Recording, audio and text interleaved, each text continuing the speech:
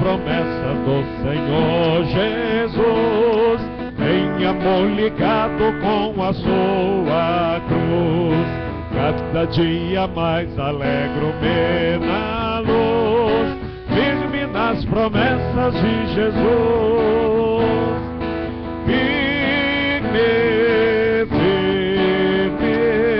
Firme nas promessas de Jesus, meu mestre.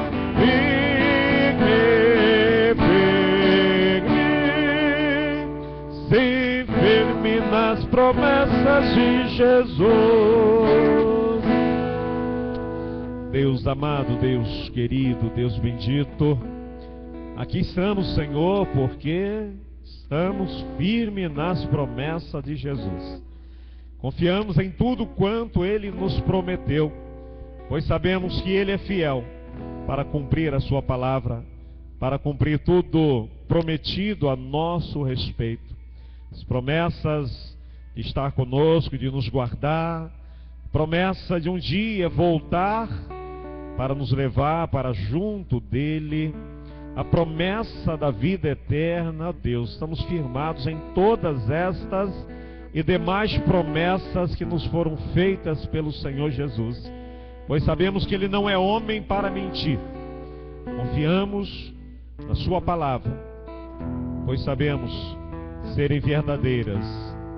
Pai amado, Deus querido, Deus bendito, aqui estamos também para prestar ao Senhor o nosso culto, para prestar ao Senhor a nossa adoração, pois Tu és digno, Senhor. Não há outro digno de ser adorado, não há outro digno de receber louvor e adoração senão o Senhor, que é o único Deus, Deus santo, justo, verdadeiro, Deus poderoso. Por isso Te louvamos, Te adoramos, Te bendizemos, Te exaltamos, Senhor. Receba, Senhor, nessa noite a nossa adoração. Receba, Senhor, o louvor do Teu povo, que Te oferecemos, Deus, em espírito e em verdade, como o Senhor requer de nós, Pai. Pai, em nome de Jesus, receba então a nossa adoração e ministra sobre os nossos corações. Enche os nossos corações de graça, de paz, de alegria, de esperança, de fé e de um desejo, ó Deus, cada vez mais profundo de louvar, de exaltar e de servir ao Senhor nosso Deus. Assim oramos no próprio nome de Jesus Cristo, Seu Filho, nosso Senhor e Salvador. Amém. Amém, Senhor. Quão formoso és, Rei do universo, Sua glória enche a terra e enche o céu. Sua glória enche a terra, Sua glória enche o céu. Sua glória enche minha vida, Senhor. Quão formoso és, Rei do universo, Sua glória enche a terra e enche o céu. Sua glória enche a terra, Sua glória enche o céu. Sua glória enche minha vida, Senhor. Maravilhoso é estar em Tua presença. Declare isso para o Senhor. Maravilhoso é poder Te adorar. Maravilhoso é tocar nas Suas vestes. Maravilhoso é te contemplar, Senhor. Maravilhoso é estar em tua presença. Maravilhoso é poder te adorar. Maravilhoso é tocar nas suas vestes. Maravilhoso é te contemplar, Senhor. Maravilhoso, maravilhoso é te contemplar, Senhor. Maravilhoso, maravilhoso é te contemplar, Senhor.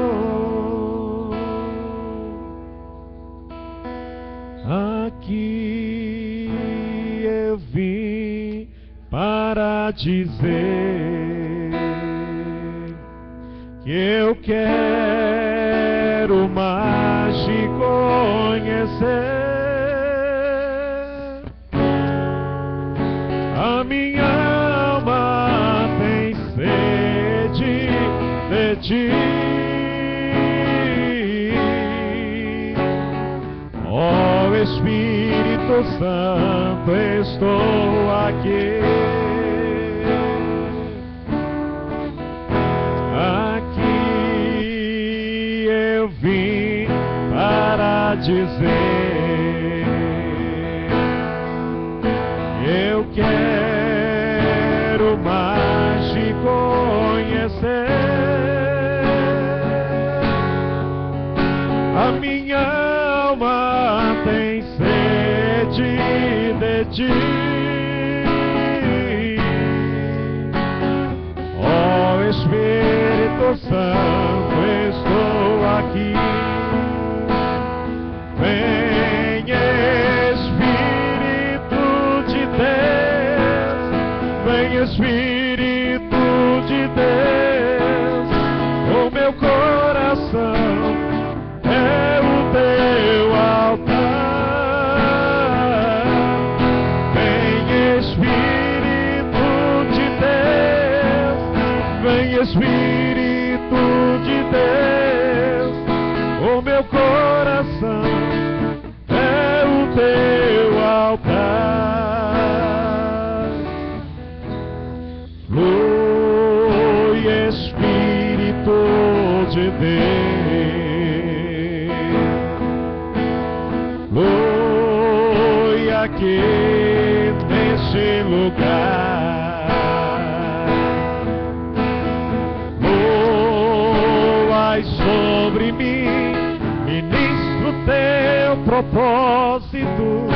O meu coração é o teu altar.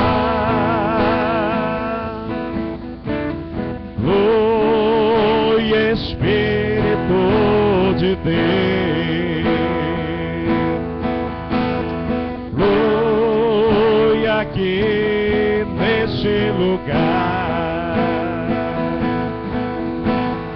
Flui sobre mim, ministro teu propósito. O meu coração é o teu altar. Vem, Espírito de Deus, vem, Espírito de Deus. O meu coração é o teu altar. Vem, Espírito de Deus, vem, Espírito de Deus. O meu coração é o teu altar. O meu coração é o teu altar. O meu coração é o teu altar. Ó Espírito de Deus, flua na nossa vida, Espírito. Tu que já habitas em nós, Tu que já tens por altar o nosso coração. Ó Espírito Santo, venha nos encher nessa noite. Enche a nossa vida, enche o nosso coração. Toma posse, Espírito Santo, de todo o nosso ser. Tome posse de cada área de nossa vida. Encha-nos, Senhor Jesus. Encha-nos, Espírito de Deus. E faça-nos produzir o fruto do Espírito. Faça-nos produzir o fruto da justiça, o fruto que agrada ao Senhor. Encha-nos cada vez mais. Enche o coração de cada um de nós nessa noite. Encha com a fé, com a esperança, com o amor. Ó Espírito Santo, enche todas as coisas boas e tira de nós tudo aquilo que nos contamina, tudo aquilo que desvirtua o nosso pensamento, tudo aquilo, Espírito Santo, que nos afasta do Senhor, que nos leva para longe do Senhor, tudo aquilo que torna impuro o nosso coração, que venha ser nessa noite retirado de nós. Purifica-nos de todo o pecado e encha-nos o coração nessa noite. Faça do nosso coração um verdadeiro altar do Senhor, onde o Senhor seja adorado, onde o Senhor seja reverenciado, onde o Senhor exerça todo o domínio, todo o controle. É o que nós pedimos, ó Espírito Santo, no nome de Jesus. Amém. Amém, Senhor. Então vamos ter um momento de oração e queremos dedicar esse momento quase que exclusivamente para intercedermos pelo irmão Edival, a irmã Débora, o filhinho deles, o Lucas, que ainda está na UTI, foi operado domingo à noite e não tem tido melhoras. Ele passou por uma cirurgia no intestino a fim de corrigir o problema que estava impedindo a irrigação sanguínea, uma parte do intestino. Ele estava como que, né, com um nó. E por falta de irrigação, uma parte do intestino acabou, como dizer assim, morrendo. E então foi feita a cirurgia, foi corrigido o problema e está se aguardando agora a reação do organismo dele para que aquela parte seja então irrigada e volte a funcionar. Mas até hoje não se teve nenhum progresso e os médicos têm dito para eles que, se eles têm fé, para se apegarem com o Senhor, porque somente o Senhor, né? Tudo que a medicina podia fazer, tudo que os médicos podiam fazer foi feito, e agora então é com o Senhor, né? E a gente sabe, embora a nossa fé seja muito pequena, mas pelo menos intelectualmente nós sabemos que Deus é poderoso para fazer isso, né? E muitíssimo mais abundante, né? Ou abundantemente além disso. Então nós vamos ter um momento de intercessão por esse menino, o Lucas, com 20 e poucos dias de nascido, e a família, né? O irmão Edival, a irmã Débora e a filhinha, que estão passando, né, momentos difíceis, e precisando também do nosso apoio, né? Não só das nossas orações, mas do nosso apoio, da nossa ajuda, da nossa companhia, né? Esse é um momento muito difícil, né? Quem já passou sabe que a gente precisa muito de apoio, muito de pessoas por perto dando apoio, né? Demonstrando preocupação, cuidado. Então nós vamos orar, né? Se a vida, a esperança, né? E a vida, e Deus pode, aquele que deu a vida, aquele que formou todos os órgãos, pode recuperar esse, pode restaurar. Então vamos pedir ao Senhor, se for da vontade dele, né? Não conhecemos os desígnios do Senhor, não é isso? Nem tudo aquilo que é a nossa vontade é da vontade do Senhor. A vontade do Senhor, ela é sempre feita independente da nossa. E às vezes, por mais difícil que seja para nós aceitarmos, mas a vontade de Deus é imutável. Não sabemos qual é a vontade dele para essa criança, para essa família. Confiamos no que ele nos diz na sua palavra, que a sua vontade é boa, perfeita e agradável. Então não sabemos o que Deus quer fazer. Mas cabe a nós, né, pedir e esperar que o Senhor faça, né, que o Senhor restaure, mas sempre em submissão à vontade dele. Se não for da vontade dele fazer isso, né, ele vai dar graça, ele vai ajudar, vai, enfim, entrar com a graça necessária para essa família suportar, né, tudo aquilo que tiver que suportar. Mas confiemos, né, e oremos, peçamos ao Senhor por um milagre, né, na vida dessa criança, se for da vontade do Senhor. Eu gostaria que 3 irmãos, de forma voluntária e de forma objetiva, e quando eu digo de forma objetiva, é para o irmão orar só por isso, tá? É o ir direto ao ponto. Tá bom, irmãos? Então 3 irmãos estarão orando de forma objetiva, orando somente por este objetivo, pedindo pela vida do Lucas. Deus possa estar entrando em providência, fazendo ali um milagre, se for da vontade dele, e confortando a família. Então 3 orações objetivas, repito, por este motivo. Eu quero convidar os irmãos a nos ajoelharmos, né, em dependência ao nosso Deus, em humilhação diante do Senhor. E aí 3 irmãos ou irmãs estarão erguendo a voz e orando pelo Lucas e pelo irmão Edival e a irmã Débora e a filhinha deles também, né?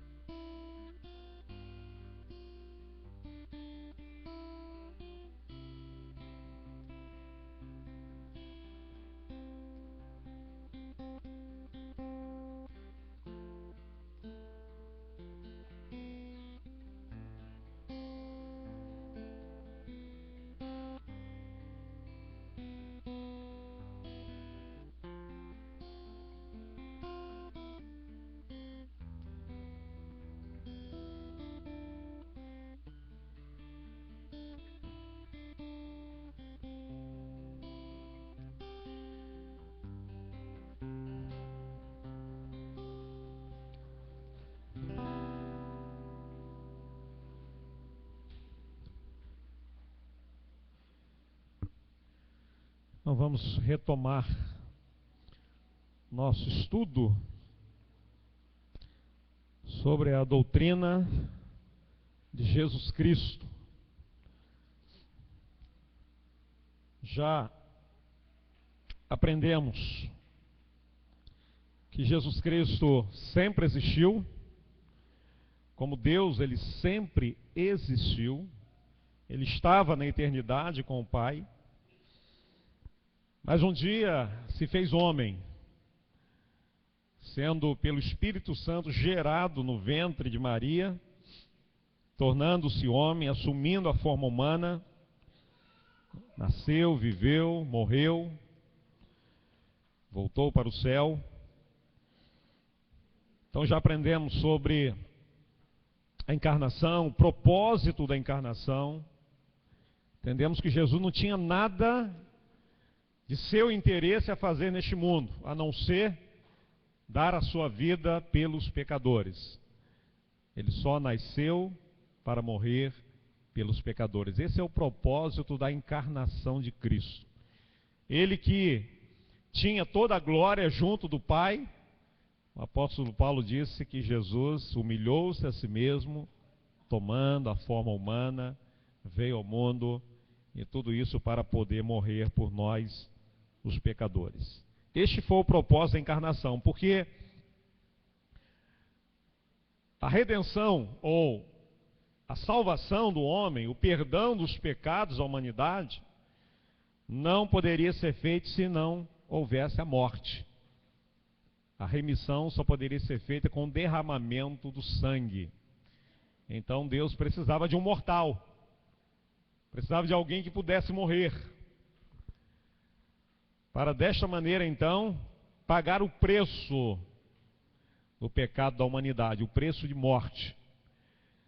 Mas não podia ser um homem qualquer, porque todos os demais homens estavam também, todos, como diz o apóstolo Paulo aos Romanos capítulo 3, todos pecaram, ninguém ficou livre, ninguém ficou isento do pecado, todos os homens foram atingidos pelo pecado. O apóstolo Paulo, que acabou se tornando, sendo idolatrado, ele em vida, quando pôde evitar que fosse adorado, ele o fez. Quando quiseram adorar, ele disse, não, de jeito nenhum, eu sou homem como vocês. Não aceitou a adoração. Então nem Paulo, nem qualquer um dos apóstolos, ninguém, nenhum crente, por mais virtuoso que tenha sido, ninguém é digno de adoração e, portanto, ninguém estava apto a morrer pelos homens.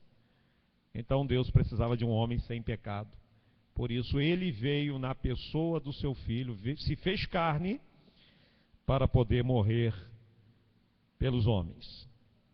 E aprendemos também que essas duas naturezas de Cristo, a divina e a humana, a divina sendo eterna, como Deus ele nunca foi criado, como Deus ele não tem começo e não tem fim, e em sua natureza humana, originada de Maria, doada a ele por Maria, através de Maria ele recebeu essa natureza humana, então passou a conviver com essas duas naturezas, e elas existiam em Cristo, ele coexistia, ou essas naturezas coexistiam sem nenhum problema, sem nenhuma dificuldade, sem nenhuma confusão, elas coexistiram em perfeita harmonia.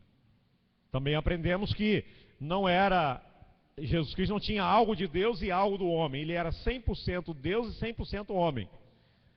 Paulo diz que nele habitou toda a plenitude da divindade. Então não era um pouco homem e um pouco Deus, não, ele era 100% homem e 100% Deus. E assim foi até a sua ressurreição. Hoje, então, existe apenas em sua natureza divina, como já disse, é eterna, é imortal, mas a natureza humana, ela se desfez com a ressurreição gloriosa de seu corpo. E aí, na quarta-feira eu disse que retomaria hoje com uma interrogação, uma pergunta a ser respondida. Jesus Cristo poderia pecar? Ele só não pecou porque não quis pecar, porque escolheu não pecar? Mas ele era pecável ou não? Eu quero ouvir a opinião dos irmãos. Ele poderia pecar, só não pecou porque, por um autocontrole, vamos dizer assim, por um esforço próprio? Mas se de repente ele se descuidasse, ele poderia pecar ou não? Hã? Não?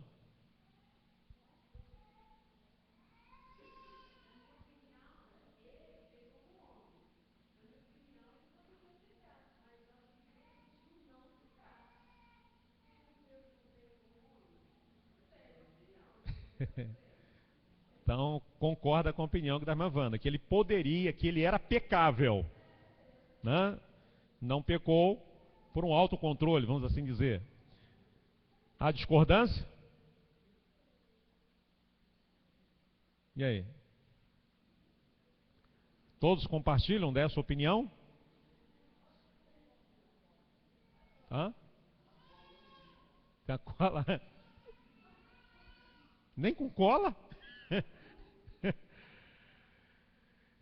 Irmãos, vamos fazer a seguinte ponderação. Por que que o homem peca? Por que que nós pecamos? Hã? Fala alto, irmãos. Somos fracos, somos falhos. E por que é que nós somos fracos e falhos? O que é que nos tornou assim? O pecado. O pecado. É preciso entender a seguinte questão: o que que é o pecado e o que é que são os pecados? O pecado nós herdamos desde a nossa geração. Ele é transmitido de pai para filho. É uma herança maldita que nós recebemos. Então esse é o pecado. É o que em algumas palavras, tanto no grego quanto no hebraico, nas línguas originais da Bíblia, vai apontar para um estado mal da nossa alma, uma envergadura da alma, uma inclinação para a desobediência, para o erro. É esse estrago da nossa alma. Adão e Eva foram criados como? Perfeitos, justos. No momento em que pecaram, a alma deles se tornou corrompida, foi estragada, foi manchada. Né? Então o pecado é como uma mancha. Então aquilo de bom que Deus colocou, a perfeição colocada por Deus foi perdida. E a partir deles, então, todos já nascemos trazendo conosco esse estrago, essa mancha, essa corrupção na nossa alma. Então esse é o nosso pecado, é chamado de pecado original. É o pecado original. E porque cada um de nós traz na alma esse estado mal, esse estado ruim, essa inclinação ruim, é que nós cometemos os pecados. Por exemplo, uma criancinha, quem é a criancinha mais nova aqui? Talvez a Daniele, né? A Daniele, ela é pecadora ou não é? Ela tem o pecado? Tem. Ela já cometeu algum pecado? Então essa é a diferença que os irmãos entendam. Ela não pode ser responsabilizada por pecados. Mas ela tem o pecado nela. Então a sua alma está contaminada, está corrompida. Ela tem esse estado mal na sua alma, que já se manifesta, é claro. Toda vez que uma criança faz birra, toda vez que ela manipula a mãe, o pai, tudo isso é a manifestação do seu pecado, do pecado que está nela. Mas ela ainda não pode ser responsabilizada pelos seus atos de pecado. Então não podemos dizer que ela comete pecados. Então eu cometo pecado porque o pecado está em mim. Vamos usar o seguinte exemplo. Quem é que faz o pão? É o padeiro. Né? Então, lançando aqui um neologismo, dizer assim, nós somos um pecadeiro. E esse pecadeiro, ele fabrica pecado. Ele faz pecado. Tá? Então, cada um de nós é um pecadeiro. E o resultado disso são os pecados que nós cometemos. Bom, então eu cometo pecados porque o pecado está na minha alma. A minha alma está corrompida pelo pecado, ela está estragada, ela foi corrompida pelo pecado. Por isso é que eu peco. Se a minha alma não tivesse corrompida, eu pecaria? Se o pecado não habitasse em mim, eu cometeria pecados? Aí eu pergunto a vocês, Jesus Cristo poderia pecar? Considerando tudo isso? Por que ele não poderia pecar? Porque a sua alma não foi corrompida com o pecado.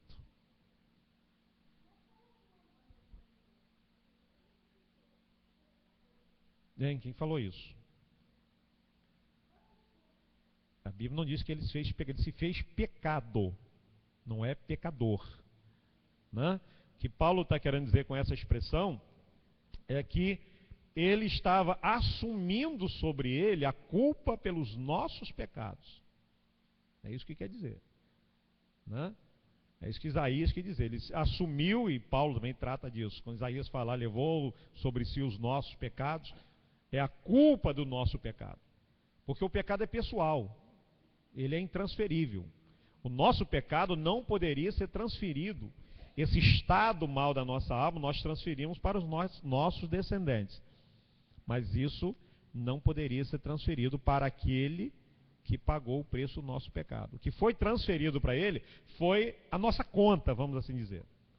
Foi o preço pelo nosso pecado. Isso foi lançado sobre ele. Essa conta foi lançada, foi cobrada dele. A punição, o castigo, aí o que Isaías diz, o castigo que nos traz a paz estava sobre ele. Então é isso que Paulo quer dizer quando diz que ele se fez pecado por nós. Ou seja, ele assumiu a culpa pelo nosso pecado. Então, irmãos, Cristo não pecou não porque ele tivesse mantido controle sobre as suas ações, sobre as suas emoções e tivesse conseguido então evitar o pecado. Não, ele não poderia pecar, porque o pecado ele é resultado do estado mal da alma.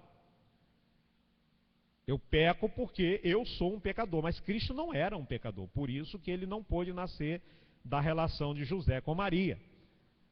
Se ele fosse fruto da relação de José com Maria, ele seria tão pecador quanto nós, e aí estaria também desqualificado. Não poderia morrer, precisaria também de alguém para morrer por ele. Assim como Maria, né, precisou que Cristo morresse por ela, e ela confessou que Jesus era o seu Salvador. Assim como os irmãos de Jesus precisaram que ele morresse por eles. Então Cristo não poderia pecar, ele era impecável. Porque ele não tinha o pecado entranhado na sua natureza. Então ele não pecou não simplesmente porque ele tenha se esforçado e tenha conseguido evitar o pecado. Ele não poderia mesmo pecar, ou seja, o pecado não poderia atingi-lo. O pecado não poderia atingi-lo e levá-lo à prática do erro. Tudo bem então, irmãos? Então, é por aí. Ele não poderia, não foi uma escolha dele, não foi autocontrole, não foi rejeição, não havia nenhuma possibilidade de Cristo pecar.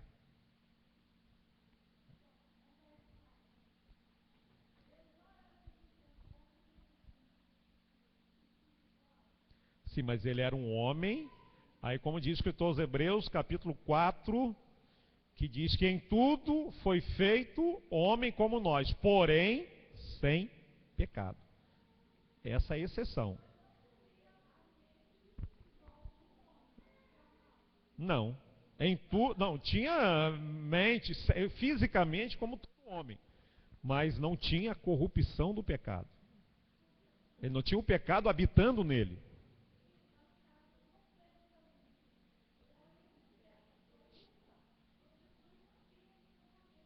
Ele não poderia ter pensamentos pecaminosos, Porque os nossos pensamentos pecaminosos derivam da nossa natureza pecaminosa.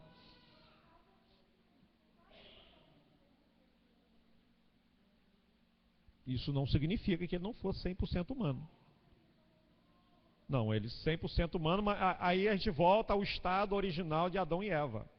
Adão e Eva eram 100% humanos antes de pecar ou passaram a ser depois do pecado?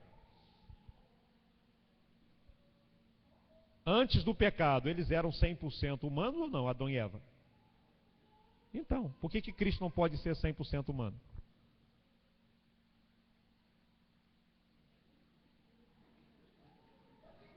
Ele tinha toda a capacidade mental que o homem tem, toda a capacidade intelectual, emocional. Cristo era dotado de tudo isso.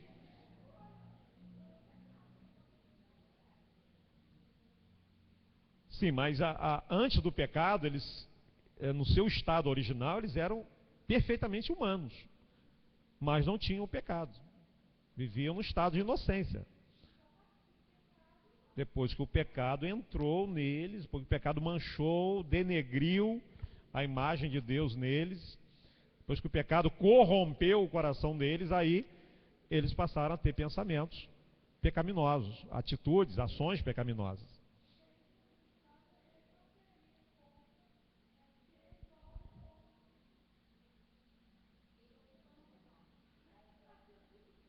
Não, ele não era igual ao homem pecador como nós, o homem após o pecado. Mas em sua natureza, em seu físico, na fisiologia, é um homem perfeito. É isso que eu quero dizer.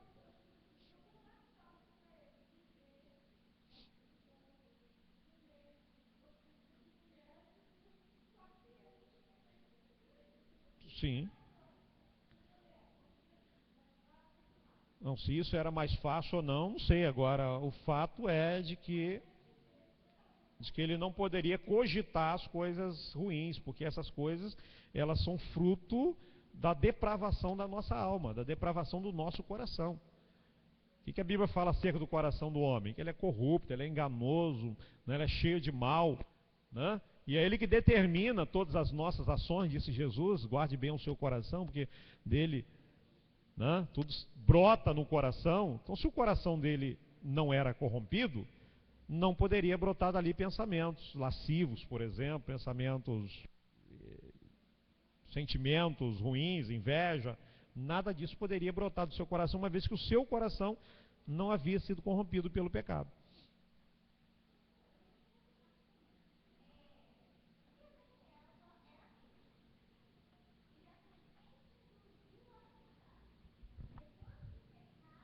Tá, nós já estamos entrando aí em outra área, então...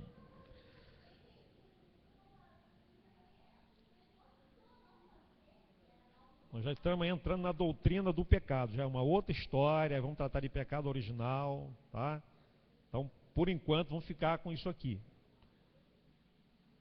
Tá certo? Então, Cristo não poderia pecar porque ele era perfeito. Isso não tira dele, isso não faz com que ele deixasse de ser tão humano quanto os homens. Tá?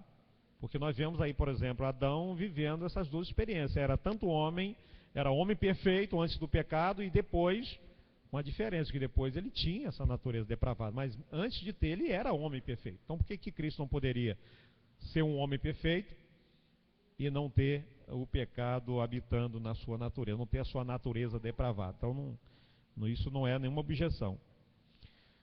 Tudo bem, irmãos? Então vamos prosseguir.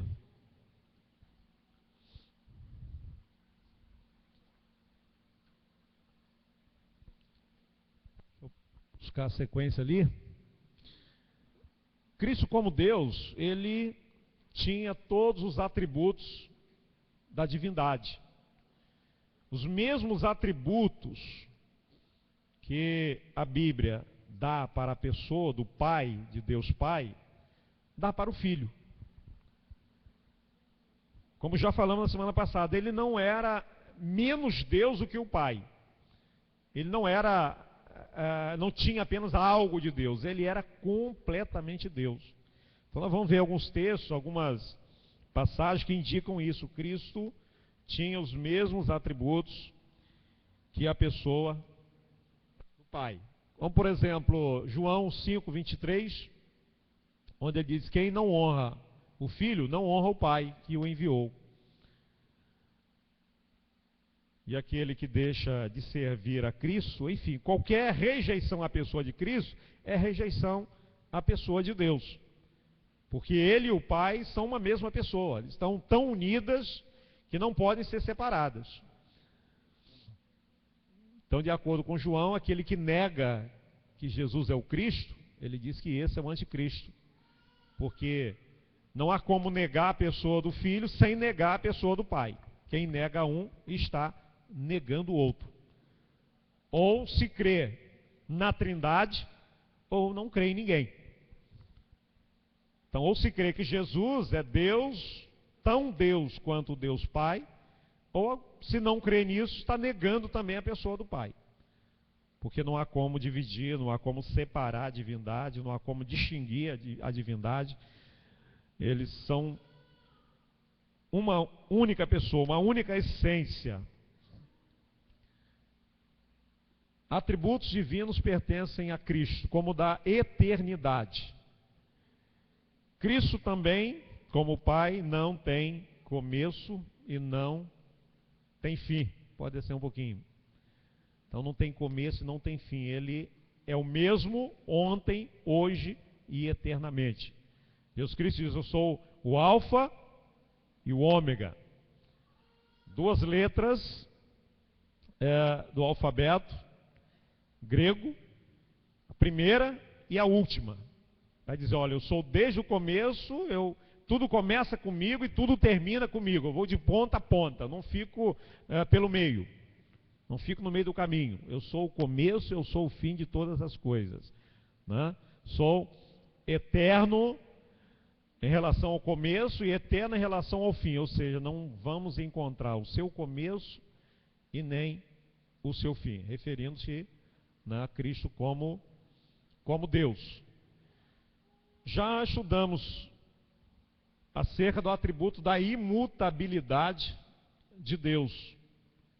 E está escrito também sobre Jesus. Jeová disse de si mesmo: eu sou o Senhor, não mudo.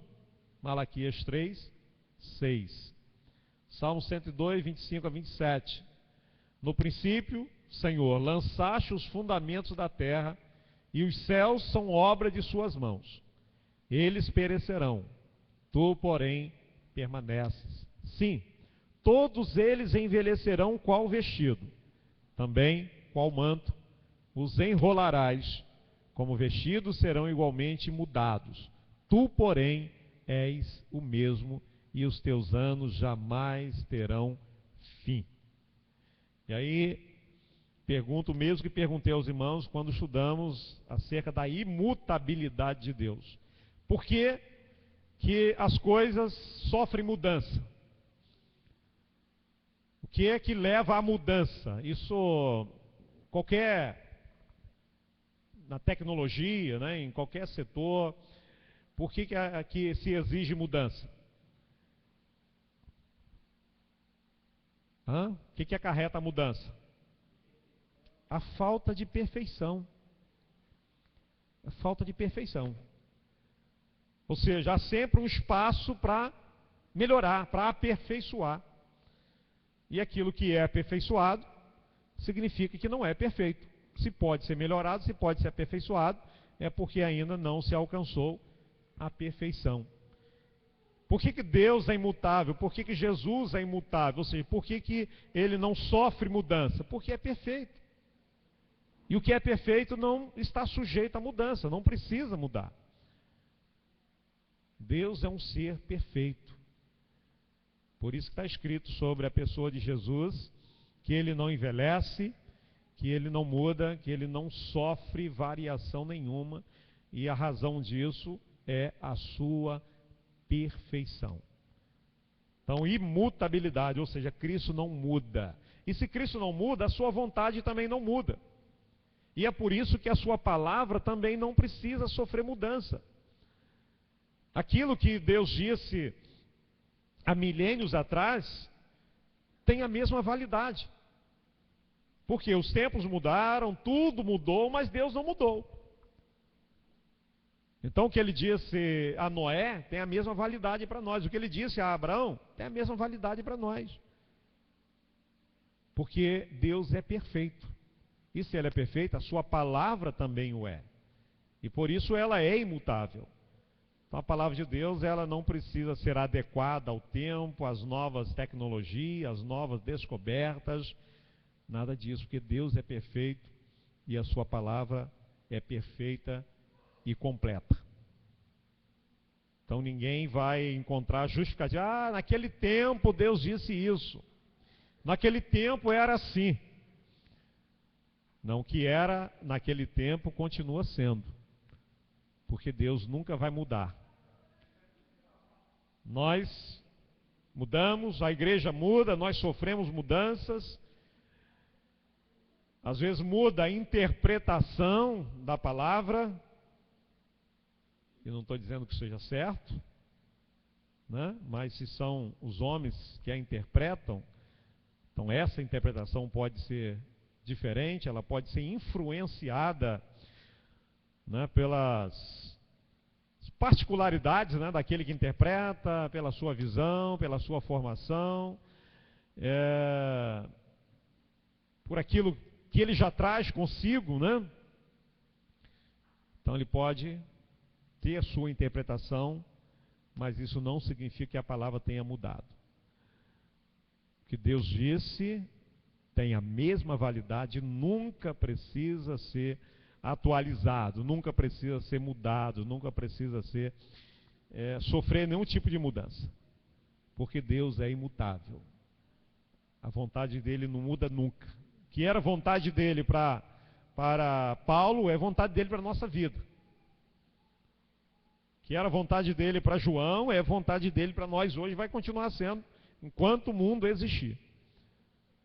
Porque ele não muda o seu pensamento, ele não muda seus conceitos. Cristo também possui a imutabilidade, a onipotência. Em Apocalipse 1:8, Cristo é chamado de o Deus Todo-Poderoso. E em 1 Coríntios 15:25, que ele tem todo o poder de até subordinar a si todas as coisas. Então a palavra do Senhor atribui a Cristo a onipotência, diz que ele tem todo o poder, que ele tem o poder de subordinar a si todas as coisas. Então Cristo possui, assim como Deus Pai, todo o poder, ele possui o atributo da onipotência. Também Cristo, como Deus, é onisciente. João declara que ele sabia desde o princípio aqueles que não criam e aquele que o trairia. João 6,64. Cristo sabia, diz João, que aqueles que criam e sabia quem o trairia. Pedro diz: Senhor, tu sabes todas as coisas. Tu sabes todas as coisas. Então, o atributo da onisciência, da ciência de tudo, do conhecimento de tudo. E também o atributo da onipresença. O próprio Cristo declarou: onde estiverem 2 ou 3 reunidos em meu nome, eu estarei no meio deles. Ou seja, aqui em Travessão, exclusivamente aqui, na primeira Igreja Batista de Travessão, e em todo lugar, isso onde estiver, em qualquer lugar onde pessoas estiverem reunidas em seu nome, e ainda que não estejam reunidas, Cristo está. Então ele é onipresente. E aí eu expliquei para os irmãos o que torna possível a onipresença. Né? Quem veio deve se lembrar. Cristo não precisa ficar correndo de um lado para o outro. Por que é onipresente? O que facilita, o que possibilita a onipresença de Deus? O que permite Deus estar em todo lugar ao mesmo tempo? Esqueceram? é a sua grandeza. Muito bem, sim, a sua grandeza. Ele é maior do que o universo por ele criado. Então o universo todo é como um grãozinho diante dele, ele está vendo tudo. Assim também Cristo. Cristo é onipresente, ele consegue estar presente em todo lugar. Na verdade, todos os lugares, todo o universo está diante dos seus olhos, né, como uma coisa pequena, pode ser vista em sua totalidade por nós.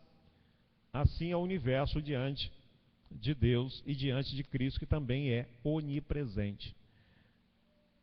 Ele é infinitamente maior do que o universo por ele criado. Porque o Criador tem que ser maior do que a criatura.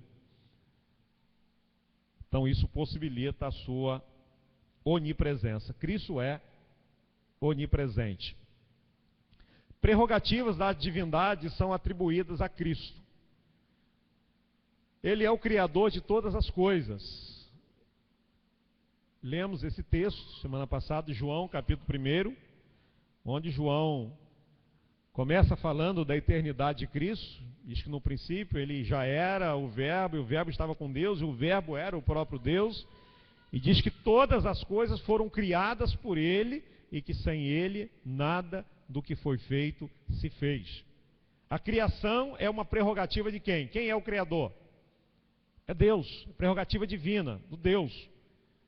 Então, se Cristo é o Criador, se ele tem poder para criar, isso significa que ele é Deus. A Bíblia atribui a ele essa prerrogativa da criação. Então, logo, ela atribui a ele uma prerrogativa de Deus, a prerrogativa de criar. Também ele é o preservador de todas as coisas. E preservar é também prerrogativa divina. O Senhor da glória, o Salvador do mundo, mantém todas as coisas pela palavra do seu poder. Hebreus 1, 3. Está dizendo que Jesus Cristo mantém todas as coisas pela palavra do seu poder. Então a prerrogativa de sustentar. Já falamos, né, que Deus criou o mundo, criou o universo e não o deixou solto, desgovernado. Deus criou e dirige. Falamos isso quando estudamos a sua definição dada por um teólogo chamado Langston. Ele criou e dirige, ele controla tudo, ele mantém cada coisa no seu devido lugar. Mantém cada estrela no seu devido lugar, cada planeta no seu devido lugar. Então, essa prerrogativa, a de preservar todas as coisas, a de conservar todas as coisas, é uma prerrogativa da divindade. E ela é atribuída também a Cristo, essa prerrogativa, a de cuidar, a de manter todas as coisas. O escritor aos Hebreus diz: o Senhor da glória, o Salvador do mundo. Quem é esse Senhor da glória e Salvador do mundo? Quem é? O Senhor Jesus. Então o escritor aos Hebreus diz que o Senhor da glória, o Salvador, que é Jesus, ele mantém todas as coisas, ou seja, ele conserva cada coisa no seu devido lugar, sendo esta uma prerrogativa divina, mas a Bíblia atribui também a Jesus. Então isso prova que ele é Deus. Se não o fosse, não lhe seria dada essa prerrogativa, a de preservar, a de conservar cada coisa no seu devido lugar. Em terceiro lugar, ele perdoa o pecado. Sendo o pecado uma ofensa contra Deus, o direito e a autoridade de perdoar o pecado é de Deus. Não é? Não foi o que disseram a ele quando baixaram aquele paralítico diante dele, e ele disse: perdoados estão os seus pecados. E aí fizeram uma objeção: epa, só há um que pode perdoar pecados. Não foi o que disseram? E estavam certos. Só Deus pode perdoar. Quanto a isso, eles estavam certos. Até aí eles estavam certos. Isso é uma verdade teológica, é verdadeiro, só Deus pode perdoar pecados. Ninguém mais tem esta autoridade, tem esse direito, uma vez que o pecado é ofensa contra ele. Né? O pecado é uma ofensa contra Deus. Nós podemos até perdoar uns aos outros. Tem gente que diz que não. Quem perdoa é Deus. Mas a Bíblia, o Senhor Jesus Cristo, o próprio disse que se não perdoarmos uns aos outros, também Deus não nos perdoará. Né? Então nós perdoamos as ofensas contra nós. Mas o pecado contra Deus, isso é com Ele. E na maioria das vezes, as ofensas, ou todas as vezes, a ofensa contra alguém é também ofensa contra Deus. Então o pecado, ele sempre acontece nas duas direções. Ou quase sempre, né? Sempre que é contra o homem, é também contra Deus. Mas às vezes não atinge a uma pessoa, ele só atinge a Deus.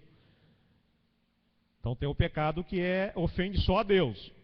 Mas o pecado que ofende a pessoa, o semelhante, ele existe nas duas direções. Na vertical e na horizontal. Tá? Mas de fato só Deus tem o poder de perdoar o pecado contra ele. E nisso eles estavam certos. Só estavam errados por não saberem que Jesus era Deus. Aí Jesus Cristo disse, então, para que vocês saibam que eu tenho autoridade para perdoar pecados, eu digo ao paralítico, perdoados estão os seus pecados. Então, como se disseram, não, tudo bem, vocês estão certos. Então agora é que eu posso realmente fazer isso.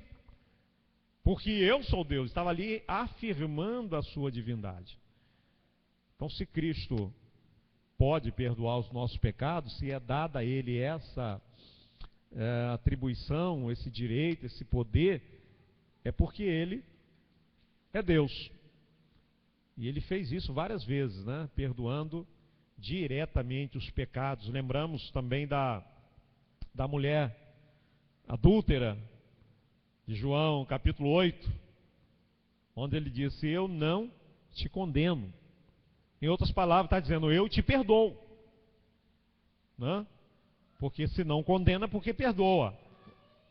Uma coisa resulta na outra. O perdão resulta na não condenação. Então ele estava dizendo, eu te perdoo. Muitas vezes Cristo fez isso. Externou diretamente, peraí, deixa eu falar com o Pai, deixa eu pedir ao Pai para Ele perdoar você. Não, ele diretamente proferia o perdão sobre as pessoas. Então tinha autoridade para perdoar pecados. Isso então indica de que Ele era Deus, porque só Deus pode perdoar pecados. Cristo ressuscitará os mortos. Pois assim como o Pai ressuscita e vivifica os mortos, assim também o Filho vivifica aquele que Ele quer. João 5, 21. Então Cristo também dá vida, Ele ressuscita. E ressuscitar é atribuição de Deus. Então se Cristo ressuscita mortos, é porque Ele é Deus. É porque Ele é dotado da natureza divina. O julgamento do mundo foi confiado a Cristo. João 5, 22, temos ali a palavra de Cristo que diz, o Pai ninguém julga, mas ao Filho confiou todo o julgamento. Então o julgamento foi confiado a Jesus. Portanto, irmãos, são atribuições da divindade que são dadas a Jesus, são conferidas a Jesus, provando que Ele é Deus, tão Deus quanto o Pai, sem nenhuma desigualdade, sem nenhuma diferença, sem nenhuma discrepância. Nele habita toda a plenitude da divindade. Ele é tão Deus quanto o Pai. A natureza é uma só. E nisso também se inclui o Espírito Santo. Não é o momento, nós vamos estar estudando a doutrina do Espírito Santo em seguida, Então vamos estar revendo isso. Mas já adiantando, que também aqui inclui o Espírito Santo, como sendo Deus igual ao Deus Pai, sem nenhuma diferença, sem nenhuma divergência, tão Deus também quanto o Filho e quanto o Pai. E poderíamos ver ainda nomes de Deus são dados ao Senhor Jesus Cristo também, para ficar bem claro de que Ele é tão Deus quanto Deus, tão divino quanto o Pai o é. Então são essas as ponderações que queríamos fazer nessa noite, reafirmando assim, enfatizando assim a natureza divina de Jesus Cristo. Porque tem alguns que duvidam, né? João escreveu sua primeira carta para tratar de questões assim relativas às naturezas de Cristo. No Evangelho ele começou tratando disso, defendendo a divindade de Cristo. Então, porque havia naquele tempo muita heresia, principalmente sobre as naturezas de Cristo. Havia heresia que duvidava da sua divindade, heresia que duvidava da sua humanidade, e João se preocupou em tratar dessas questões no seu evangelho, na sua primeira carta, das naturezas divina e humana de Jesus Cristo. Então nós vamos ficar por aqui. Alguma pergunta sobre isso? Quer falar? Tudo bem. Que o Senhor esteja aplicando no nosso coração a sua palavra, nos ajudando a compreendê-la melhor, e manter bem viva no nosso coração essa doutrina, tudo aquilo que a palavra nos ensina a respeito de Jesus. A nossa fé precisa ser muito sólida a esse respeito. Não podemos ter nenhuma dúvida quanto a isso. Se entendermos que Jesus Cristo era perfeitamente homem, perfeitamente divino, teremos entendido o principal. E eu tenho certeza que os irmãos chegaram a essa compreensão. Que o Espírito do Senhor possa estar nos ensinando ainda mais a respeito da divindade e da humanidade de Jesus Cristo. A irmã Wanda tem uma palavra para nós, e nós vamos receber, que é uma palavra muito importante. Nós não podemos deixar de ouvir. Boa noite, irmãos. Boa noite. As crianças já que estão. Amém. Irmãos, eu gostaria que os irmãos prestassem de novo bastante atenção, conforme estavam prestando atenção. Nós estaremos iniciando 100 dias de oração. Vai começar dia 12 de maio. Vai ser no domingo, Dia das Mães. Então, nós estamos aqui com irmãos, com um livrinho, impactando a família. Então, vai ser um livro importante. Eu gostaria que os irmãos que se empenhassem a estar orando nesses 100 dias, para nossas famílias, todas as famílias do nosso Brasil, em geral, gente, eu acho que todas as famílias estão precisando de oração. Então, isso aqui tem uma leitura para cada dia, Os irmãos podem estar fazendo em casa.